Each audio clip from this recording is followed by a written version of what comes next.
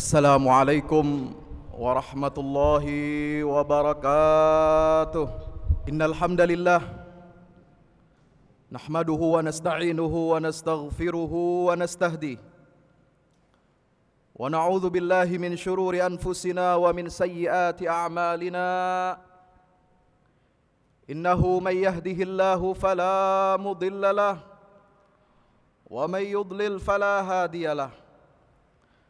Asyhadu an la ilaha illallah wahdahu la syarika lah wa asyhadu anna nabiyyana wa sayyidana wa qaidana Muhammadan abdullahi wa rasuluhu la nabiyya ba'dah.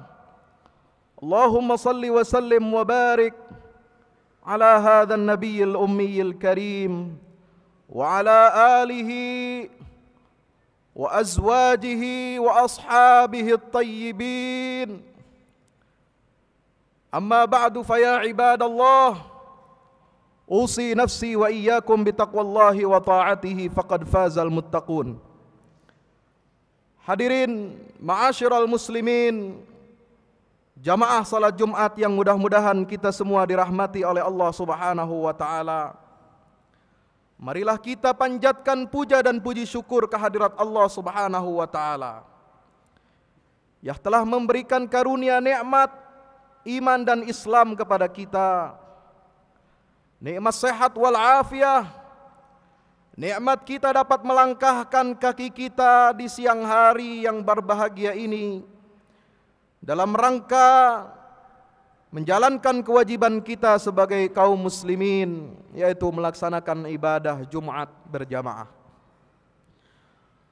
Salawat serta salam marilah kita sampaikan kepada junjungan kita baginda Rasulullah Muhammad sallallahu alaihi wasallam beserta para keluarga dan sahabat-sahabatnya, serta mudah-mudahan kita berdoa kepada Allah Subhanahu wa taala agar kita semuanya mendapatkan syafaat Rasulullah sallallahu alaihi wasallam di yaumil qiyamah nanti.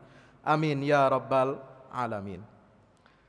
Hadirin yang berbahagia, pada kesempatan yang istimewa ini khatib tak lupa untuk berpesan dan berwasiat kepada kita semua, mobil khusus untuk diri khatib sendiri, agar kita meningkatkan keimanan dan ketakwaan kita kepada Allah Subhanahu wa taala dengan keimanan dan takwa yang sebenar-benarnya, dengan menjalankan semua perintah Allah dan menjauhi larangan Allah dengan sekuat tenaga kita.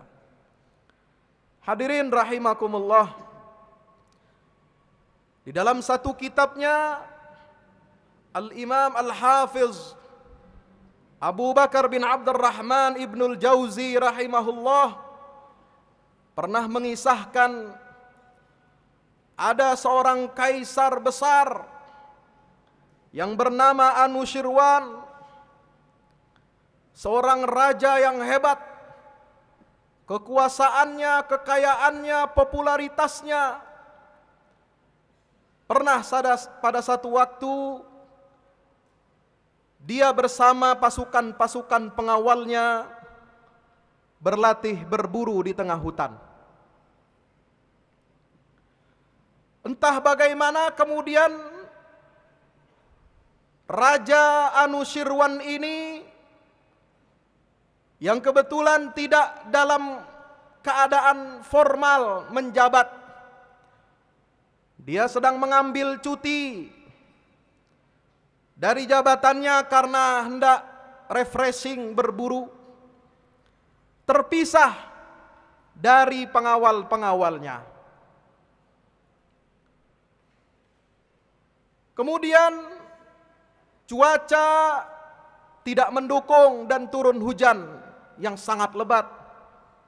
Kemudian dia melihat dari kejauhan ada satu gubuk, dan dia datangi rumah gubuk tersebut untuk berteduh. Ternyata gubuk itu diisi oleh seorang nenek dan gadis ciliknya. Dia bertamu meminta izin untuk berteduh dan dipersilahkan masuk oleh si nenek tua ini. Kemudian anaknya yang masih kecil disuruh si nenek untuk menambatkan kuda raja ini yang tidak dikenal bahwa dia adalah seorang raja. Kemudian diperintahkan anak kecil itu untuk memerah sapi agar air susu sapi yang mereka miliki itu bisa disuguhkan kepada tamunya. Alangkah terkejutnya saudara-saudara hadirin rahimakumullah, sang raja yang sedang dalam keadaan cuti tanpa pakaian formal diterima dengan baik dan disuguhi dengan air susu yang segar dan nikmat. Sehingga dia bertanya kepada tuan rumah, dari mana gerangan air susu ini begitu nikmat? Saya nanti mau pesan. Bukan hanya untuk saat ini, tapi nanti buat hari-hari yang akan datang. Ternyata si tuan rumah ini mengatakan, Tuan, saya alhamdulillah memiliki peternakan sapi, walaupun 1-2 sapi punya saya ini produktif, gemuk dan subur, menghasilkan air susu yang berlimpah. Dalam hati sang raja ini, kok bisa ada rakyat saya memiliki penghasilan yang sangat melimpah, meskipun nampaknya dia miskin, tapi dia punya penghasilan yang sangat berkecukupan. Kok belum punya NPWP? NPWP ini nomor pajak wajib pajak. Kalau sekarang musim kampanye dan pemilihan umum, barangkali NPWP itu diterjemahkan, dipelesetkan menjadi nomor piro wani piro, bapak-bapak. Dia berpikir di dalam hatinya untuk mengirimkan dirjen pajaknya kalau dia kembali ke istana, agar mencatat, mendata si tuan rumah ini, karena dia sudah menghasilkan air susu sapi, lalu dijualnya sudah berpuluh-puluh tahun tidak ketahuan oleh pemerintah. Bapak-bapak hadirin hadirat yang dimuliakan Allah Subhanahu wa taala. Setelah itu dia masih menetap bermalam karena cuaca belum kembali normal. Dan sebagaimana kebiasaan, tuan rumah juga pada malam hari menjelang tidur terbiasa mereka suguhkan air susu segar untuk dihidangkan kepada tamunya. Terkejut bukan main ketika gadis cilik yang biasa memerah sapi ini kemudian berteriak kepada neneknya, berkata, "Wahai nenek, bagaimana ini bisa terjadi? Sapi-sapi kita tidak bisa lagi diperah dan tidak meneteskan setetes pun air susu ini." Subhanallah. Kemudian si nenek ini berkata sambil termenung, "Coba tunggu lagi, karena malam masih panjang, barangkali 1-2 jam nanti dia akan kembali meneteskan air susu." Ditunggu, kemudian diperah lagi, ternyata tidak juga meneteskan air susu. Barulah nenek itu kemudian mengatakan, "Wahai cucuku, jangan kau takut dan terkejut. Saya punya firasat, barangkali raja kita, pemimpin kita sudah memata-matai kita dan mereka tahu bahwa kita memiliki ternak sapi yang unggul, produktif. Mungkin saja mata-mata ini sudah menyampaikan kepada raja, sehingga raja berkeputusan untuk menzalimi kita, mau memungut pajak kita yang puluhan tahun tidak sempat tercatat, terdaftar sama pemerintah." Saudara-saudara hadirin jamaah Jumat rahimakumullah, dialog ini didengar oleh sang raja yang menyamar sebagai tamu. Kemudian setelah mendengar itu, dia mengurungkan niatnya, beristighfar dan bertobat kepada Allah Subhanahu wa taala.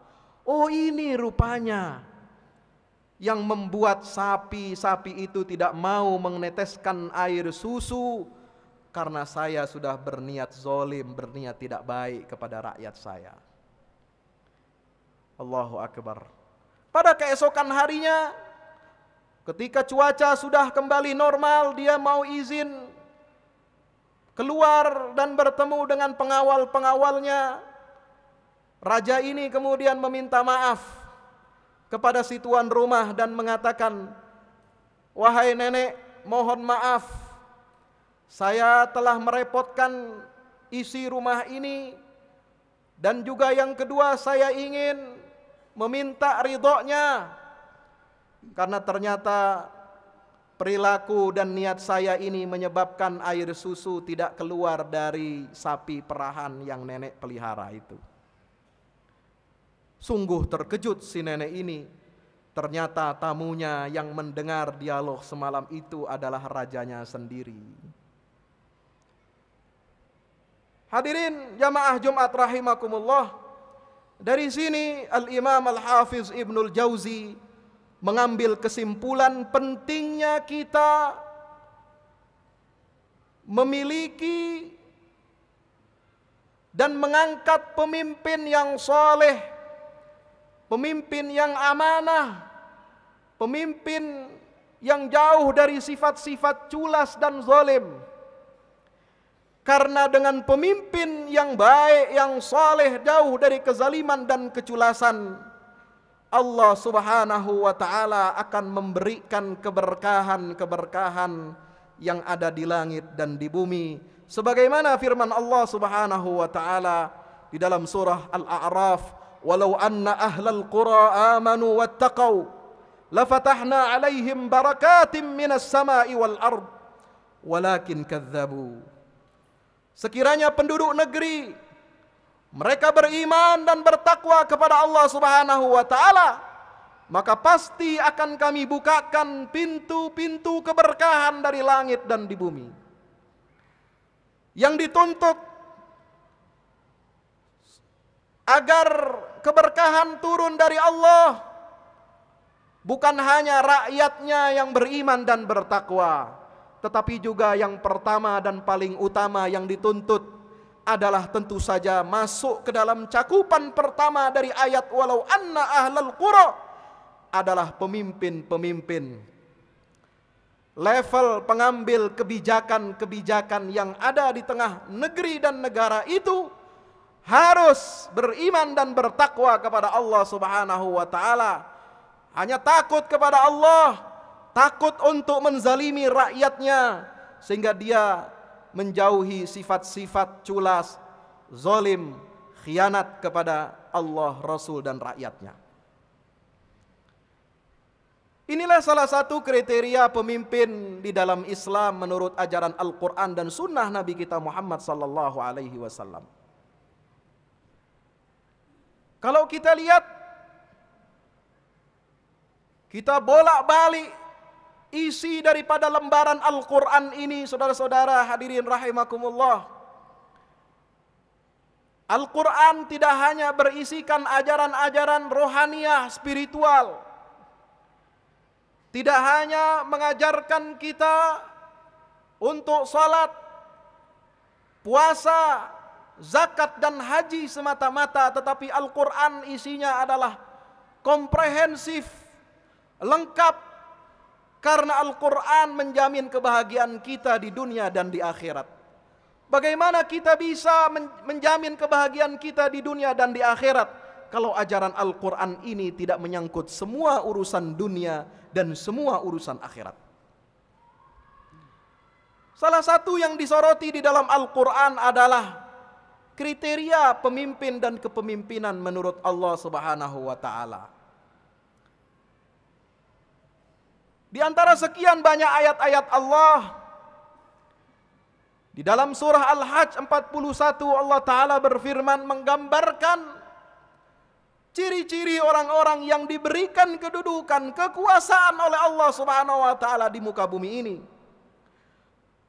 A'udzu billahi minasyaitonir rajim. Alladzina immakkannahum fil ardi aqamus salata wa atawuz zakata wa amaru bil ma'ruf wa nahaw 'anil munkar walillahi 'aqibatul umur.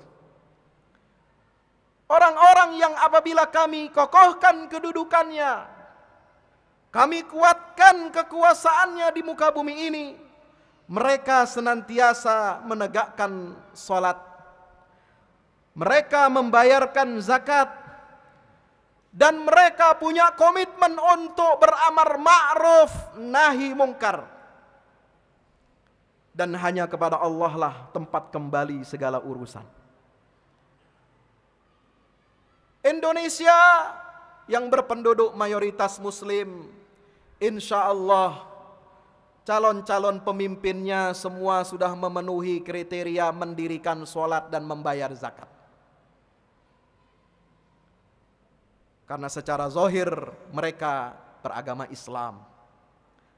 Apalagi harta kekayaannya bermiliar-miliar rupiah, sangat keterlaluan kalau mereka tidak membayar zakat. Tetapi yang wajib dan harus kita telaah dan teliti sebelum kita menetapkan pilihan masing-masing, kembalikan kepada hati nurani kita, kejernihan iman kita, kita wajib menengok dan melirik kriteria yang ketiga di dalam surah Al-Hajj ayat 41 ini. Apakah mereka memiliki komitmen amar ma'ruf dan nahi mungkar? Mengajak orang kepada kebaikan, kepada kebenaran Islam, kepada dinul Islam, kepada syariat yang Allah ridhai ini, ataukah mereka mencegah manusia rakyatnya dari segala bentuk kemungkaran? Bukan hanya sosok calon pemimpin yang memiliki komitmen kepada amar ma'ruf dan nahi mungkar sebagai perwujudan aktualisasi nilai-nilai keimanan dan ketakwaan yang ada di dalam dirinya, tetapi juga kita harus lihat bitanah orang-orang yang mengelilinginya, yang mengusungnya, yang mencalonkannya. Apakah mereka juga memiliki komitmen kepada amar ma'ruf atau nahi mungkar, atau malah sebaliknya, bukan mengajak kepada yang ma'ruf, tetapi mengajak kepada yang mungkar dan mencegah dari yang ma'ruf. Na'udzubillah, thumma na'udzubillah min zalik.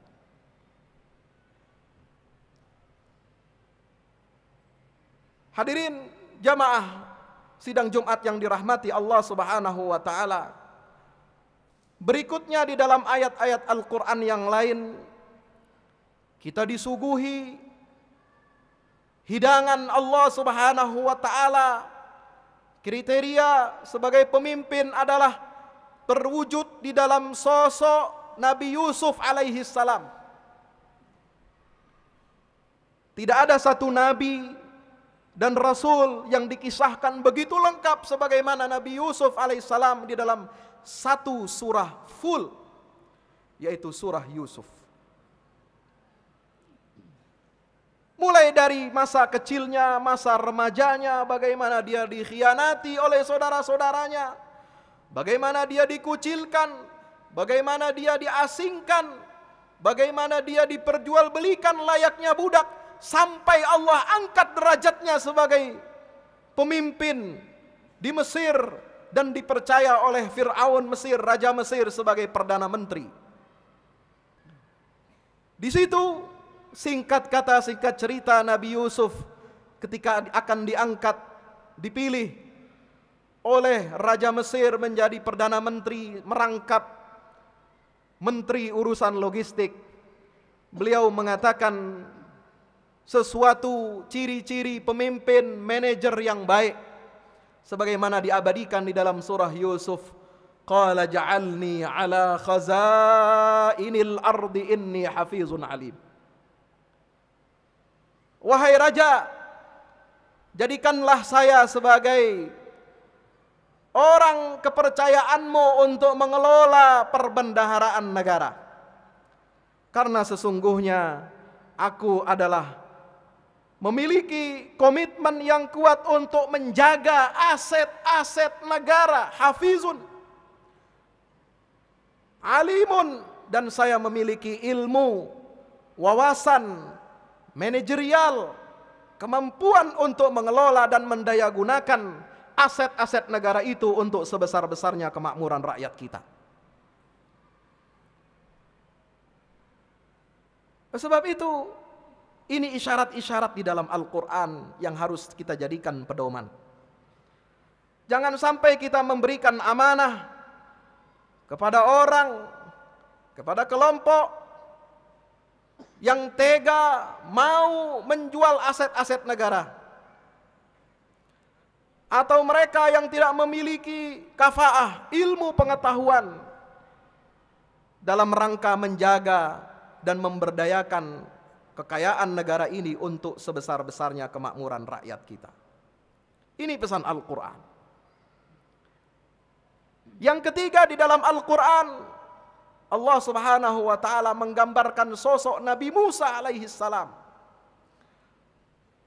Bukan hanya sebagai Nabi dan Rasul, tetapi dia adalah sebagai pemimpin Bani Israel yang dipersiapkan, ditempa oleh Allah Subhanahu wa ta'ala. Salah satu bentuk penempaan kepribadian Nabi Musa alaihissalam adalah dalam kisah pertemuannya dengan dua putri Syuaib, di mana Musa alaihissalam menunjukkan amanahnya, menunjukkan kepribadiannya yang baik, sehingga dia dipercaya oleh Nabi Syuaib dengan perkataan dua putrinya, inna khaira man istajartal qawiyul amin. Sebaik-baik orang yang kau berikan kepercayaan adalah orang yang kuat fisiknya, sehat jasmaninya, dan yang kedua adalah yang beramanah, yang dapat menjaga amanah, dapat memberikan yang terbaik kepada rakyat, sebagaimana firman Allah, addul amanati ila ahliha, tunaikanlah amanah-amanah itu kepada yang berhak.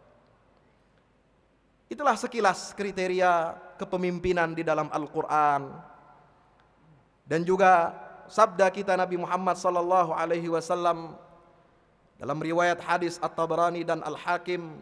Sebagai penutup khutbah ini, kami sampaikan kepada jamaah sekalian, di mana Rasulullah sallallahu alaihi wasallam bersabda, man tawalla min amril muslimina syai'an fasta'mala alaihim rajulan wa huwa ya'lam anna fihim man huwa aula bidzalik wa a'lamu minhu bi kitabillahi wa sunnati rasulih faqad khana Allah wa rasulahu wa jami'al mu'minin. Rasul sallallahu alaihi wasallam bersabda, siapa yang menanggung urusan kaum muslimin, yang memerintah mereka, kemudian dia angkat seorang sebagai pegawai, pejabat tinggi di negara itu, sementara dia tahu ada di antara orang-orang di negara itu yang lebih pantas, lebih baik, kemudian ada yang lebih tahu tentang kitabullah dan sunnah rasulnya, tetapi dia tetap memilih orang lain, maka kata Nabi sallallahu alaihi wasallam, dia telah berkhianat kepada Allah dan Rasulullah sallallahu alaihi wasallam dan seluruh kaum yang beriman kepada Allah. Hadirin yang berbahagia, itulah kriteria kepemimpinan yang ada dalam Quran dan Sunnah. Maka kembali kepada hati nurani saudara-saudara masing-masing, pilihlah yang terbaik menurut saudara, yang baik dalam pandangan kita semua, yang bisa lebih amanah, lebih jujur, dan lebih bisa untuk mengemban amanah kepemimpinan di negara yang besar seperti Indonesia ini.